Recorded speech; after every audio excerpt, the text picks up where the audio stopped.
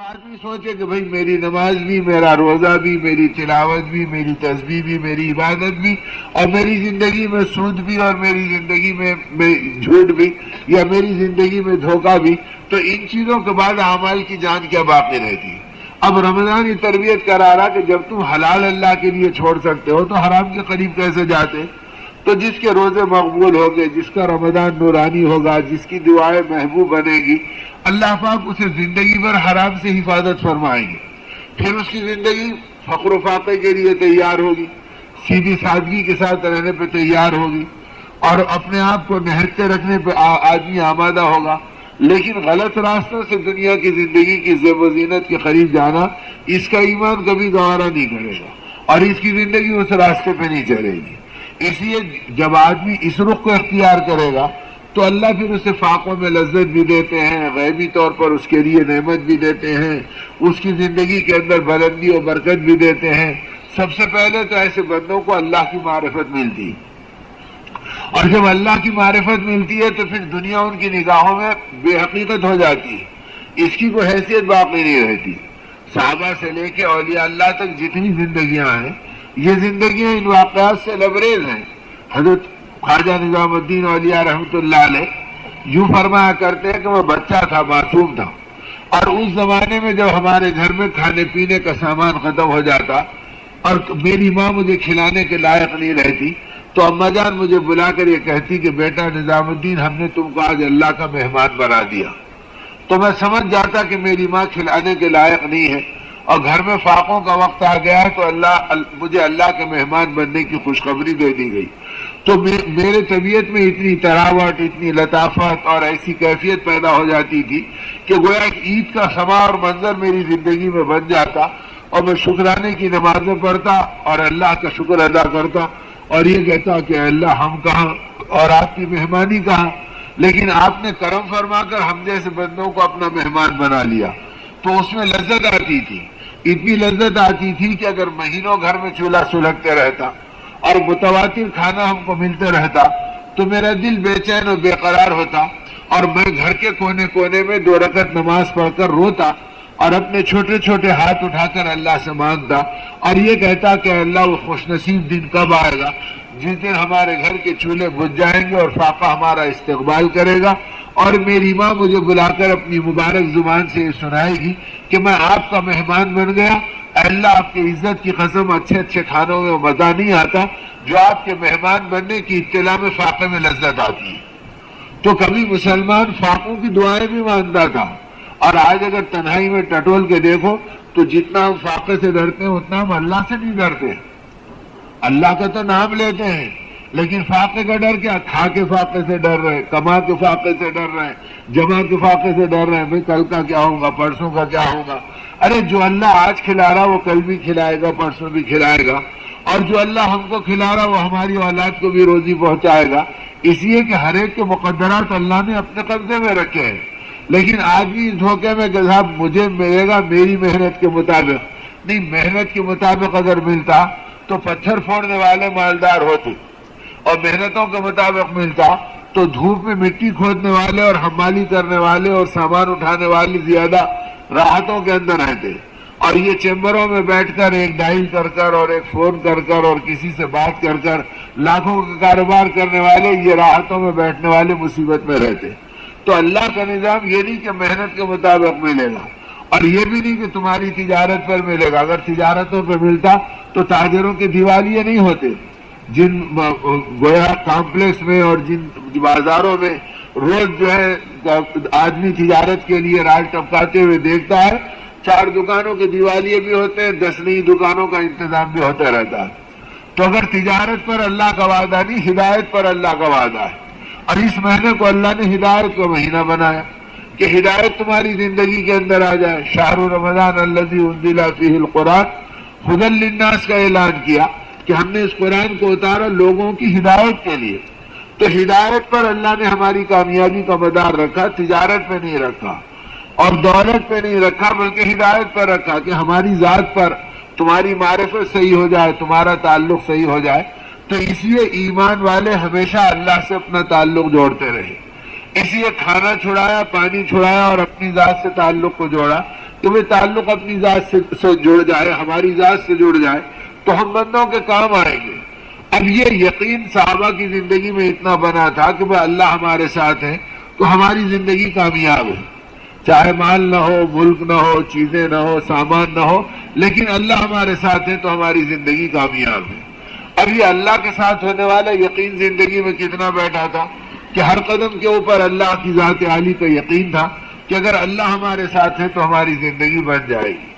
اب اس یقین پر ایسے صحابہ اٹھے تھے کہ حضرت عمر رضی اللہ تعالیٰ عنہ کے زمانے میں مدینے کا محاصرہ کیا بنی غسان کے قبیلے نے، اور پورا لوہے کے زرہ و بختر میں ڈوبا ہوا، اور اپنی تنومن زندگی کے ساتھ 60,000 کا لشکر جرار لے کر، اور یہ طے کر کے آج مدینے پہ حملہ کرنا ہے اور 1,03,17 وہ بدلہ لینا ہے جو اتنی مدتوں سے اب تک نہیں لیا گیا۔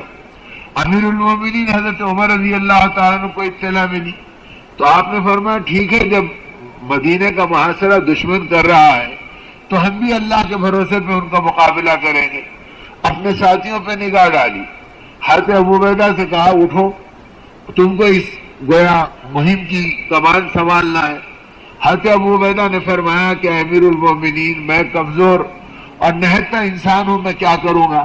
فرمایا ابو عبیدہ تم کچھ نہیں کرو گے، لیکن تمہارا مقام اور تمہاری صفات نبی پاک صلی اللہ علیہ وسلم نے ہمیں بتلائی ہے، اللہ تمہاری کاندھوں پر رکھ کر اپنی مدد بھیجیں گے اور اللہ کی قدرت کا تماشا نظر آئے گا۔ یہ کہہ کے حضرت ابو عبیدہ کو امیر بنایا اور ان کی ماتحتی کے اندر لشکر کو روانہ کیا۔ اب وہ لشکر چلا اور جب پہنچا مدینے کی سرحد پر تو حضرت ابو عبیدہ نے اپنے چند ساتھیوں کو منتشر کیا اور کہا جا کر دشمن کی خبر لے آؤ کہ ان کی تفصیل، ان کے عزائم، ان کے ارادے، ان کی کیفیت کیا ہے۔ تھوڑی دیر میں آ کر صحابہ نے بتلایا کہ اے امیر، ہم کو تو یہ اندازہ تھا کہ چند ہمارے مقابلے میں آئے ہیں، لیکن چند نہیں آئے بلکہ 60,000 کا لشکر آیا ہے، اور ان کے پیچھے ہرقل روم نے ان کی ہمت بڑھائی ہے اور یہ کہا ہے کہ آج کے بعد یہ موقع پھر مدینے پہ چڑھائی کا نہیں ملے گا، لہذا تم ہمت مت ہارو، تمہاری مدد کے لیے میں اپنی فوج بھی تمہارے پاس کمک کے لیے روانہ کر رہا ہوں، اور 9 لاکھ کا لشکر رومیوں کا ان کی مدد کے لیے آ رہا ہے جو ہرقل روم نے روم کے بادشاہ نے بھیجا ہے۔ تو ابو عبیدہ بن الجراح رضی اللہ تعالیٰ عنہ کو جب یہ اطلاع ملی تو آپ نے فرمایا اچھا یہ بات ہے تو چلو اپنی بھی حکمت عملی طے کر لیں گے، مشورہ کرو۔ تو فرمایا خالد کہاں ہے، بلاؤ۔ تو صحابہ کہتے ہیں تو خالد رضی اللہ عنہ اپنے گھوڑے پہ سوار ایک کونے میں کھڑے ہوئے تھے۔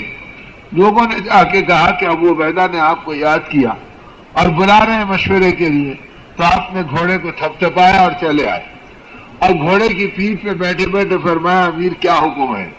تو فرمایا کہ خالد مشورہ کرنا ہے، ہم سمجھے تھے کہ چند ہزار سے مقابلہ ہوگا، لیکن یہاں آنے کے بعد پتا چلا کہ دشمن 60,000 کی تعداد میں سامنے ہے اور 9 لاکھ کا ہرقل روم کا رومیوں کا لشکر ان کی مدد کے لیے ان کے پیچھے آ رہا ہے، لہذا تم بتاؤ کہ تمہاری کیا رائے ہے؟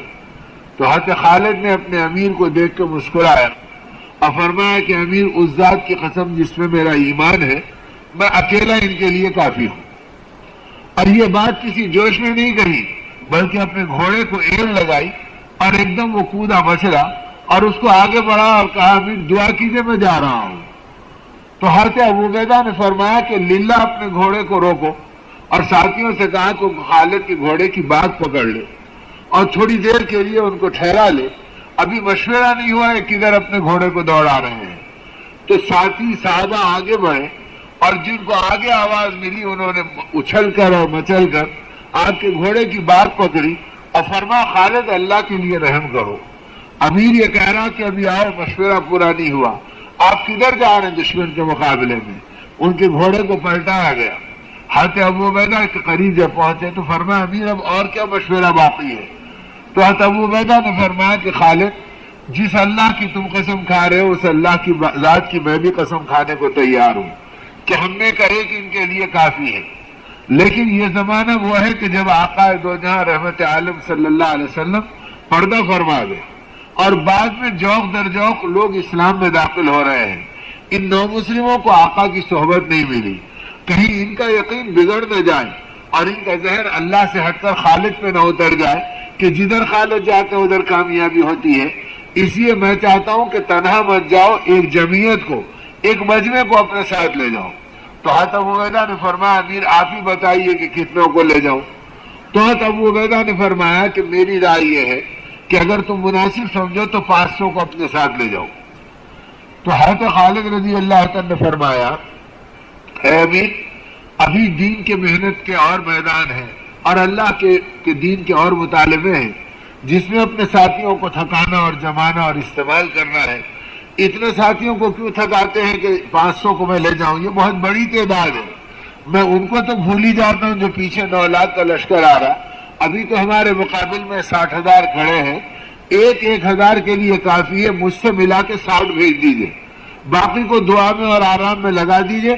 انشاءاللہ اللہ کی مدد ہمارے ساتھ ہوگی اور تھوڑی دیر میں اللہ آپ کو کامیابی کی اطلاع دلائے گا. حضرت ابو عبیدہ نے فرمایا ٹھیک ہے خالد میں تمہاری رائے کوئی فیصلہ بنا دیتا ہوں، تم ہی 59 کو پکار لو اور اپنے سے ملا کے 60 کر لو. تو آپ نے کھڑے کھڑے گھوڑے کی پیٹھ پہ بیٹھے بیٹھے کہا کہ تم آ جاؤ تم آ جاؤ تم آ جاؤ. 59 کو پکارا، اپنے سے ملا کے 60 کیا اور فرمایا امیر دعا کرنا ہم جا رہے ہیں، اب اللہ کی مدد کے ہم منتظر ہیں. یہ کہہ کر اللہ کا نام لے کر چلے تو 30,000 سامنے اور 30,000 پیچھے، اور بیچ میں غسانیوں کا سردار تھا، بنی غسان کا سربراہ تھا جو اپنے آپ کو 60,000 کے بیچ میں پوشیدہ اور چھپائے رکھا تھا. حضرت خالد نے 30,000 کے لشکر کو اللہ اکبر کہتے ہوئے تکبیر لگاتے ہوئے چلے اور ان کے مجمع کو چیرنا شروع کیا. 2-3 صحابہ کی شہادت کے ساتھ 30,000 کا مجمع بکھر گیا اور ان کے بیچ میں ان کی سواریوں کو اور ان کو پھیلاتے ہوئے آپ سیدھے بنی غسان کے سردار کے قریب پہنچے اور وہاں پر جو اپنے تلواروں کی وار کی اور تیروں کی بارش کی تو تھوڑی دیر میں بنی غسان کے سردار کے سر کو آپ نے ہوا میں اڑا دیا اور اپنے نیزے کو اٹھا کر نوک پر لے لیا. جب بنی غسان کے پورے قافلے نے دیکھا اور قبیلے نے دیکھا کہ ہمارے سردار کا سر تو ہوا میں اڑ گیا اور خالد کی نیزے کی نوک پر آ گیا تو وہ گھبرا کے بھاگنے لگے. کسی نے اپنی تیر و کمان چھوڑی اور اس طریقے سے پورے میدان میں کھلبلی مچی اور وہ سب وہاں سے راہ فرار اختیار کیے. اور جب وہ راہ فرار اختیار کیے تو آپ سیدھے اس نیزے کو اٹھا کر لائے جس میں بنی غسان کے سردار کا سر تھا اور لا کے حضرت ابو عبیدہ کے قدموں میں ڈالا اور فرمایا امیر اللہ نے میدان ہمارے ہاتھوں میں دے دیا اور غلبہ عطا فرما دیا. دشمن فرار ہو چکا ہے اور مال غنیمت پڑا ہے، آپ حکم دیجئے کہ اس کو جمع کر لیا جائے. تو گویا اس طرح لمحوں کے اندر یقین یہ تھا کہ وہ 9,60,000 ہیں لیکن اللہ ان کے ساتھ نہیں ہے. اور ہم نے کہا ایک ہے نہتا ہے جس کے پیر میں ڈھنگ کے جوتے نہیں ہیں، جس کے بدن پہ لوہے کی زرہ تو کیا ہوتی، پہننے کے لیے کرتا برابر نہیں ہے، لیکن اس کے باوجود اللہ ہمارے ساتھ ہیں. تو جس کے ساتھ اللہ ہوگا وہ کامیاب ہوں گے، جن کے ساتھ اللہ نہیں ہوگا وہ ناکام ہوں گے. تو اس طرح انہوں نے اللہ کی ذات کو پہچانا تھا.